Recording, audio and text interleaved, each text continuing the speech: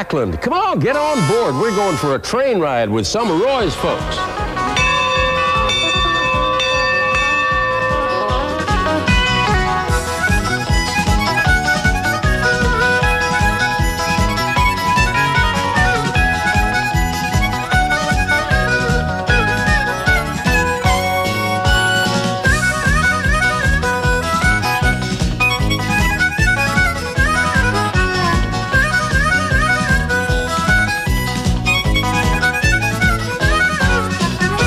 Ever since the 1980s, we've been doing a series of stories called Roy's Folks. They're seen on the Fox 8 Evening News weekdays, and the subject matter covers everything you can imagine. But some of your favorites are the stories concerning steam engines and trains and the people that love them. That's why we're here at Spencer Shops. In the next 30 minutes, you're going to see some stories that you're going to love. We're going to start our show by taking a little trip back in time. We took these pictures of Engine 604 back in 1992 while they were finishing up a complete overhaul. For years, she had carried coal in West Virginia, but more recently was the main attraction at the North Carolina Transportation Museum, giving tours of the shops. It took both volunteers and professionals hundreds of hours to refit the old steamer. The wheel arrangement of this engine is a 280. That's 2 small wheels in front and then 8 driving wheels and no trailing wheels under the cab. And the 280 was the most prevalent kind of locomotive built by the steam locomotive builders in America. There are more of these built than any other. Engines of this type hauled most of the freight and passengers for the Southern.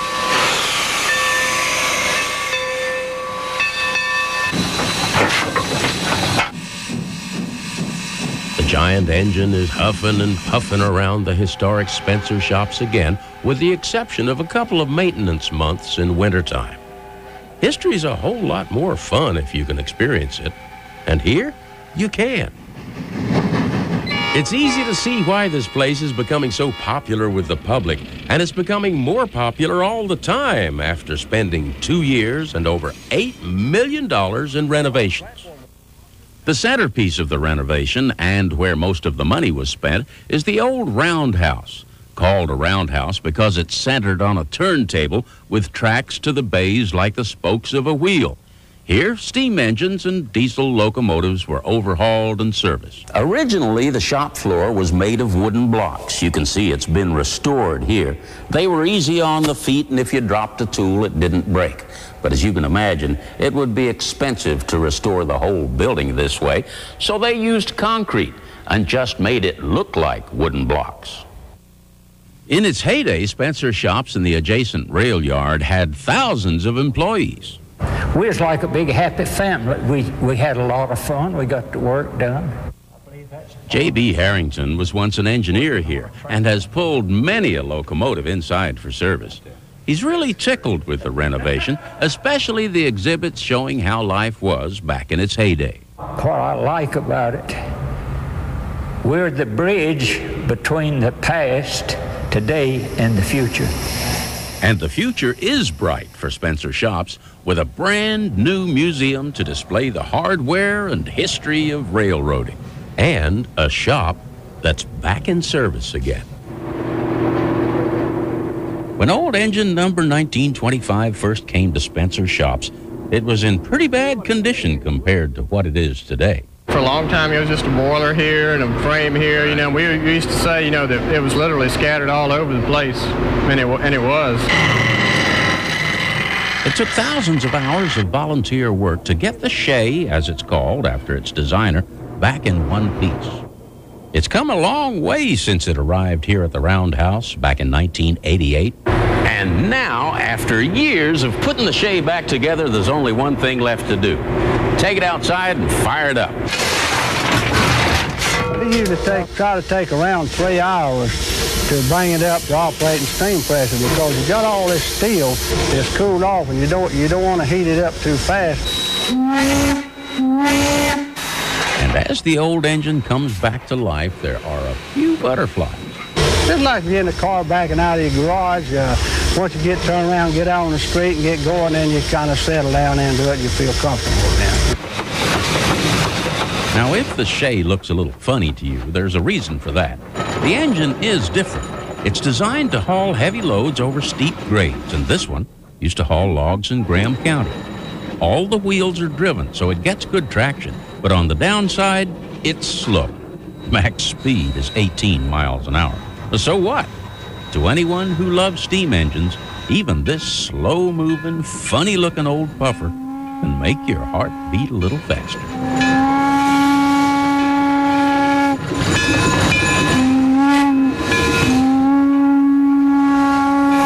Most everything done down here is done by the volunteers. The state couldn't possibly afford to operate the museum without these volunteers. It takes a lot of maintenance performed by a lot of folks of various talents. You have to love it, and it's something I love. John got involved because of his fascination with steam, but he quickly learned that steam engines are probably the biggest maintenance headache around. It's a lot of manual hours in it, and you can understand when you get involved in the maintenance of a steam locomotive why the railroad dieselized. Steam engines are great fun if you don't mind a little grease and soot. Right now, I'm inside the smoke box of the 604, and you go in here every annual inspection to inspect the front flue sheet. You check for leaks, that sort of thing. You don't have to get dirty to be a volunteer. There are a lot of clean jobs, too. But everybody's enthusiastic no matter what their job. I just enjoy it, and it's something that, you know, it's a good community service, something that you can do for the public. And I'm glad they do. Because thanks to the volunteers, Spencer Shops is fun for the whole family.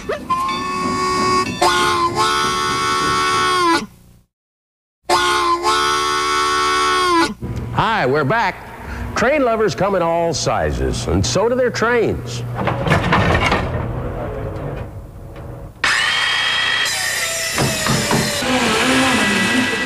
What are they doing? Well, believe it or not, they're building a railroad. It's kind of an art thing. It's kind of a play with train thing. It's kind of a be with all the guys thing. It's a night away from the house that you can model and do something constructive and have a little fun. The Winston-Salem Southbound Model Railroaders Club's been around for a while. They moved into a brand new building a few years back, but inside, the construction's never stopped. Well, we hope it's never done. That's by the time we get it all scenic like we see it here, we'll probably be ready to go back and kind of start over and revise some things and change some things around. But the idea is not to get done, but to have something to do continuously. It's the ultimate example of big boys playing with toys. I've always said that I'm never going to grow up, and this is how I do it. I've been in it since I was 13, and I just turned 65, so I've been around for a while. Yeah. And I'll bet that's true of most of these folks. But as I watched them put their toys through their paces, it occurred to me that if these guys ever do grow up, it'll be because of their superior training. With just a little imagination, you can climb into your helicopter and take a ride over Lee Power's Fantasyland. Actually, really, what this is a piece of art with working pieces, and it also happens to be a model railroad.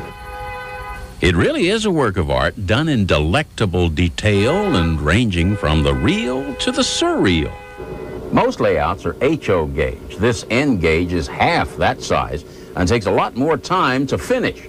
Well, he doesn't care. He's fast. What you're looking at would take the average person, working on his day off, probably 15, 20 years. But it only took Lee 2 to turn his whole basement into Leland. Moving at my usual 6 cups of coffee lightning speed. I just recently added 2 buildings down here. That church there was 440 pieces. Took a week, This castle here, 700 pieces. Is that right? I did it in 14 hours and took 5 to paint it.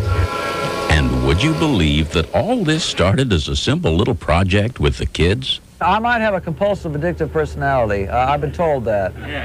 I find something I like and I grind it in the ground. Most men they go out and hunt and fish and for their hobbies or whatever, and I'm a model railroader. railroad. That's my main hobby. Lee admits that his favorite part was building the railroad, but now that it's finished, This is sheer enjoyment. Just watch it go by. now that's art, isn't it? Something one can sit and contemplate, become a part of, as long as you're on the right track. Probably the best known name in toy trains is Lionel. And you're about to meet the man who knows more about them than anybody I've ever met. Richard Tuttle is playing with his trains. It's fun, but I've always loved trains, all kinds, real ones and train nut. He's more than a train nut, he's a collector. He has about every accessory that Lionel ever made, such as this sawmill that cuts and loads boards, and the barrel loader. Look at that. A newsstand has got a puppy dog running around the fire plug, and the diner car has smoke coming out the chimney.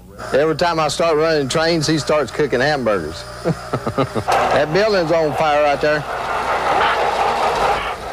Ever since he was a kid, he's played with trains. As a matter of fact, he still has the first train he got for Christmas. It was made by Marx.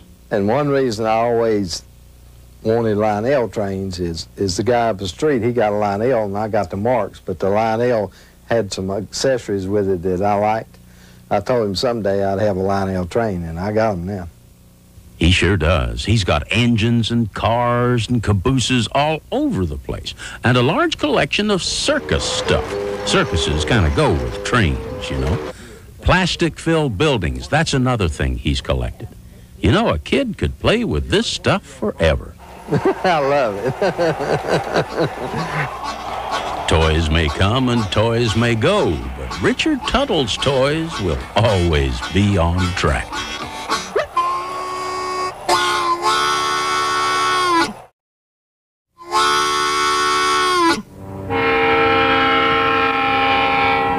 Most of us think about a train when we see a train, but some folks go to great lengths just to get a glimpse.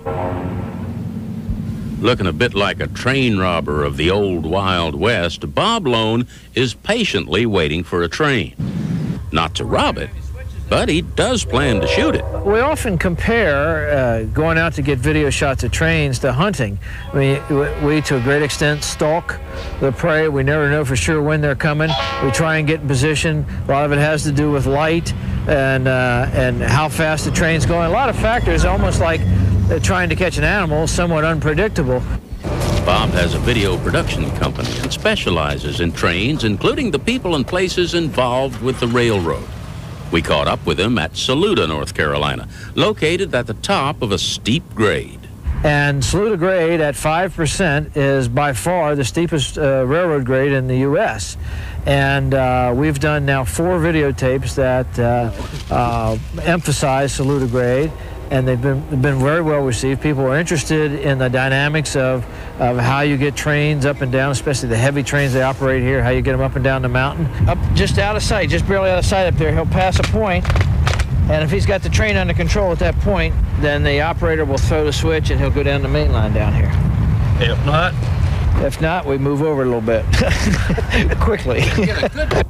Why, you might ask, would people want to buy videos of trains? Well, trust me, there are many, many folks who'll buy these tapes, all for their own reason. One of the reasons people like trains is they're big and dynamic. They have a real healthy sound, and we try and capture that for the tape. So the next time you see a train, check the bushes. You might see Bob stalking his next video. Depending on what part of the country you're from, they're called track speeders, motor cars, go devils, putt-putts. It seems like every locality had their own name. Most folks refer to them as motor cars. They were used for track and signal maintenance and inspection, and were built very lightweight so they were easy to put on and off the track. In this case, Ed Taylor and his friends are doing it just for fun. That's it. They run their motor cars on unused sections of track in places like this at Spencer Shops. There's no rail traffic here. It's a hobby with a growing following, too. From 12 to 1,400 of these putt-putts are now owned by collectors across the country. One man's collectible, another man's junk. It all depends on you.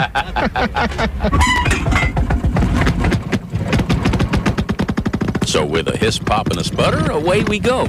It's great fun, but it does have its limits. You can go this way or that away, but never left or right. People ask you, where's the steering wheel? Yeah. And if you're really brave and the surface is hard enough, you can't ride them on the street. You just can't steer them. These motor cars aren't used anymore by the railroads. They've been replaced by those pickup trucks. You know, the ones with rail wheels mounted on them. And more stretches of rail are being abandoned, which is good news for these guys. Just another place for them to play. Thank goodness for folks like this. If it weren't for them, another piece of our railroad history would be scrapped. And I would never have learned that if it runs on rails, it doesn't need a steering wheel.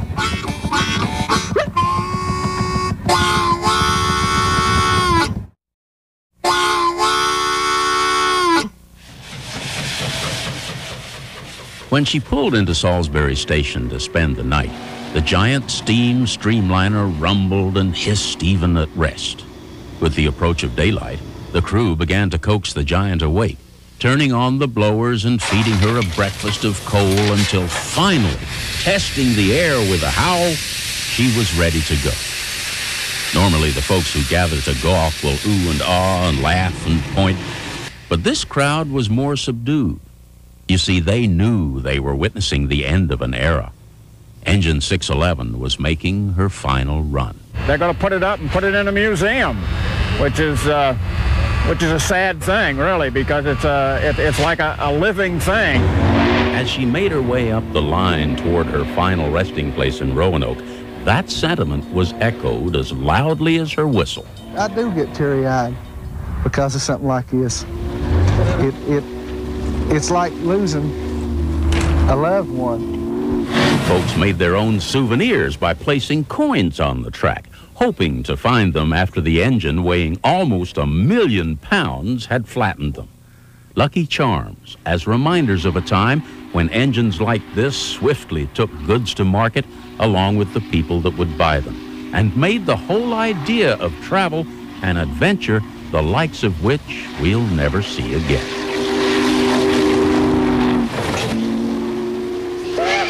What is it about a steam engine that makes grown men go all misty-eyed and weak at the knees? Nobody seems to know the answer, but it's that same phenomenon that prompted Brown Laughlin and some of his friends to actually buy one. Brown loves to pass the time tweaking and wiping and oiling and fixing and all the stuff that you have to do to get an honest-to-gosh iron horse ready to go.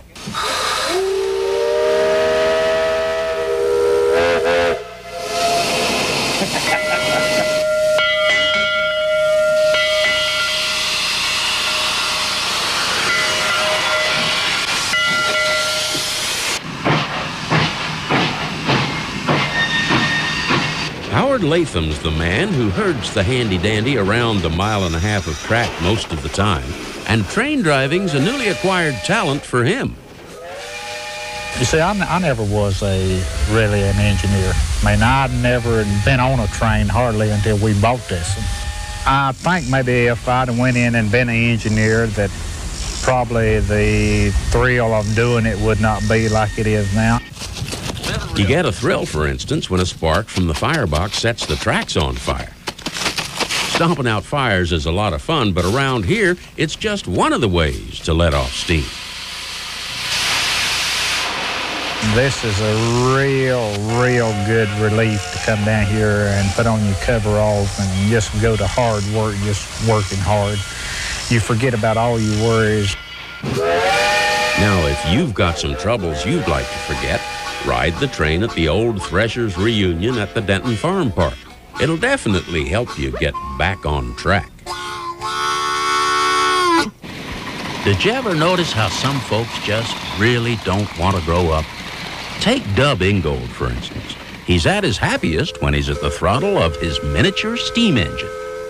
Every Christmas when I was a kid, I got an electric train or a wind-up, so I've always liked the trains. I think it's in your blood. Of course, that's what Dub and all the Triad Live steamers are all about, trains. I've always liked trains. I can remember years and years ago when I was just a kid of telling my mother, I want a steam engine, because I saw one in a department store in Louisiana. Well, Jack got his wish, and he's real partial to that little grasshopper engine of his. It just runs like a scalded dog. Well, it's the greatest thrill on this earth, I'll tell you. Just to, sit behind it and get your oil in your face and the steam and you mess up your glasses, but that's the fun of it. Now, Jack and Dub fire their engines with propane, but Dwayne Eisenhower's engine is a real coal burner. Took him 4 years to build it. I like to see the smoke come out the stack. That's why I burn the dirty coal that I do. I mean, I'd like nothing better than to burn propane and just stay clean all day, and I'd probably enjoy the engine a whole lot more, but I'd miss the smoke, and that era of engine needs to have a lot of smoke in it. But whether it's coal or oil or propane, all of these engines huff and puff and make neat noises and make you feel good. Might say it raises your self-esteem. Well, I'm here in the caboose because, yeah, you guessed it, this is the end of the show. Railroad Watch says it's time to go. But as always, I promise we'll do it again sometime.